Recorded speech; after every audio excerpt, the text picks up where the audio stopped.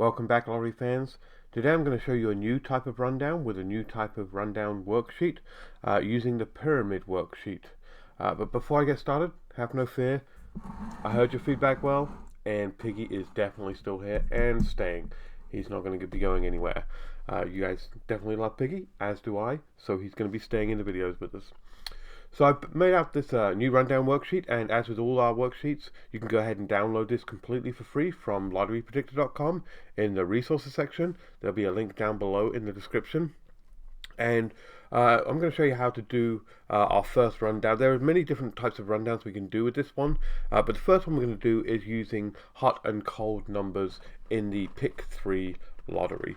So I'm going to run through a couple of different states to show you the example of how to do it, and you will need to do a little bit of research for doing this, but I'll show you how to do that as well. So this is going to be a Pick 3 rundown. So we're going to use the Pick 3. This can be used for Pick 3 and Pick 4, and I'll show you Pick 4 in later videos. But to start with, I'm going to show you how to go ahead and use this with the Indiana lottery as an example. I'm going to use Indiana evening. And I'll show you another state as well, and then you can start using this in your state. So it'll work for any state or any country that has a Pick 3 lottery. And just for the date purposes, we're going to use today's date, which is, I believe, 4/14 today. Moving on fast throughout the year. Now, in terms of the way this works out, it's like our other rundown worksheets. You're going to need some base numbers to put into your grids. And then you're going to need, you have a base grid and a translated grid, and then we'll get our suggested numbers. So I'm going to show you first how to use for the hot and cold numbers, how to find your base grid numbers. Now what you're going to need is you're going to need to basically go through the last 30 days worth, and I use 30 days as a typical example. You can do more or less if you want, but 30 days is a good window for me. You're going to go through the last 30 days of results for the lottery you're in question, so in this case the Indiana evening Pick 3 lottery, and you'll need to calculate out how many times each number has hit. And when I say each number, I don't mean the actual 3 digits themselves, I mean the individual number. So a 307 would be 1 time for a 3, 1 time for a 0, and 1 time for a 7. Now that can be a lot of calculations. Luckily enough, on lotterypredict.com we've covered a lot of states already where we actually already have those calculations already done for you. I'll show you how to find them right now. So if you pull up your phone or your web browser and go ahead and navigate to lotterypredictor.com, pulling up the website there, and then might be a little bit hard to see with the white balance here on the camera.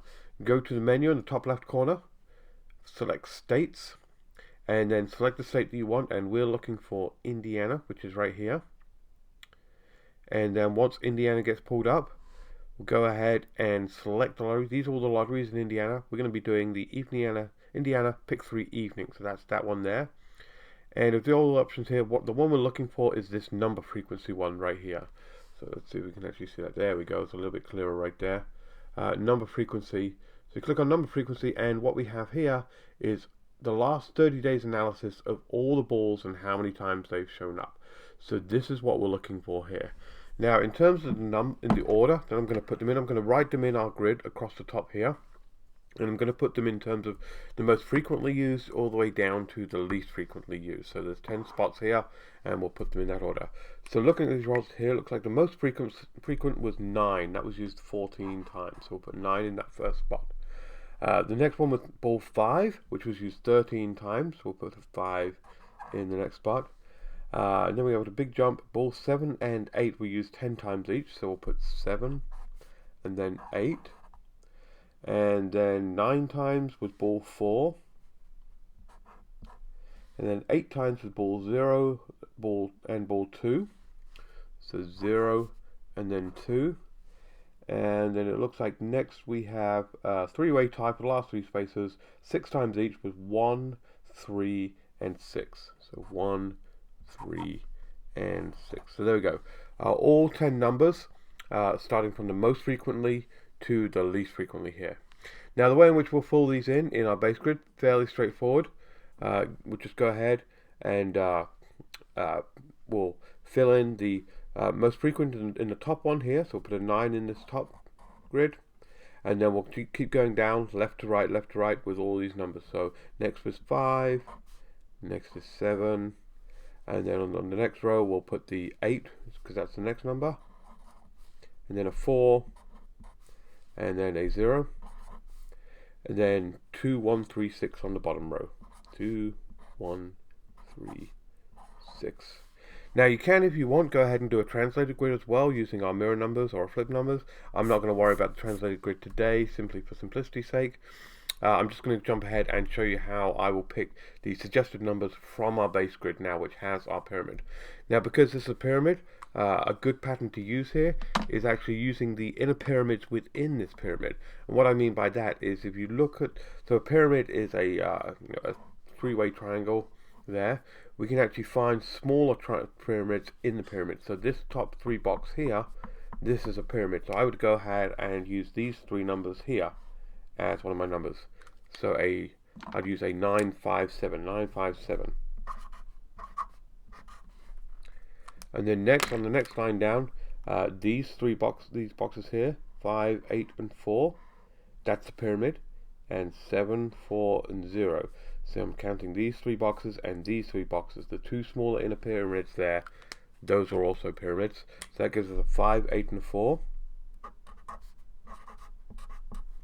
And then a 7, 4, and a 0.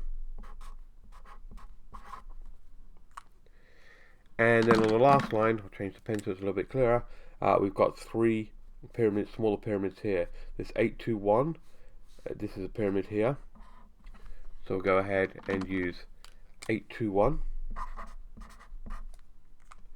And then this 4, 1, 3, 4, 1, 3, that's the pyramid. And then finally 0, 3, 6, that's the pyramid. So there we go. There are 6 numbers that we can now start using in the Indiana Evening Lottery using our new pyramid rundown worksheet. Definitely go ahead and give that a try. But let me run to another state real quick so you can get another example of how to do it. And this time I think we'll use the neighboring state. We'll go ahead and do the Illinois Lottery, Evening Lottery. Same date again. Today is the 14th. So we also have Illinois on lotterypredictor.com. So we can go ahead and navigate back to our menu. Go to states again. Pick Illinois. Go ahead and pick the Pick 3 Evening Lottery. And go to number frequency. And there are all of our numbers for the Illinois Lottery in terms of how frequently they've been drawn over the last 30 days. And unfortunately my camera's not focusing very well there. But we can go ahead and use these ones. So we can fill out our top numbers here using the most frequently pulled number, which in Illinois looks like it was the ball number 1 13 times. So we'll put a 1 there. And then ball number 5 was pulled 11 times in the last 30 days. So we'll put ball number 5 there. And then next up we have a 2-way tie with 2 and 8. They were pulled 10 times each. And then being pulled 9 times each, we have balls 4 and 6. So 4 and 6 are the next 2 numbers. And then being pulled 8 times each was ball 3 and ball 9. So 3 and 9. And we have ball 7 that was actually pulled 7 times. And then finally ball 0 was only pulled 5 times. So that's going to be our last number. Now we'll go ahead and we'll fill that in on our base grid using the most frequent number in this top spot here, and then filling them in row by row from left to right. So we'll put a 1 in there, then the next row down we'll put the 5, and then the 2, and then the next row down we'll have an 8, 4, and a 6.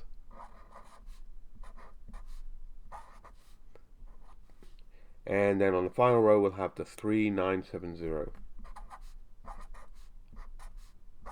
Once again, we're not going to use the translated grid for this, but let's go ahead and pick out our inner pyramids. As I say, there are different patterns you can definitely apply to this, but for this one, I like, because they're hot and cold numbers in a pyramid, I like to use the smaller pyramids. So we'll go ahead and we'll pick that first pyramid, which is right here, 1, 5, and 2. We'll go ahead and use that number, 1, 5, and 2. And then on the next one down, we'll use the two smaller pyramids here, the 5, 8, and the 4. So we get a 5, 8, and a 4. And then we've got a 2, 4, and a 6 in this small pyramid here. 2, 4, and 6. And then moving down to the last line, I'll change the colour of the pen so you can see a little bit better. We've got on the left side here, we've got a small pyramid with 8, 3, and a 9. So we use 8, 3, and 9. And then a 4, 9, 7 right there. 4, 9, 7. And then finally in the bottom right hand corner we've got the 6, 7, 0 right there. 6, 7, 0. So there we go. Those are 6 numbers that we can now start playing in the Illinois Evening Lottery. Alright, hopefully you like this rundown. Hopefully you like the new rundown worksheet. As I said, go ahead and download this for free from lotterydetector.com in the resources section. Please definitely give me a thumbs up. Leave me a comment below if you want me to see me do other rundowns using this format of rundown worksheet, the pyramid worksheet. Subscribe to the channel, share, and I'll see you in the next one. Thanks. Bye.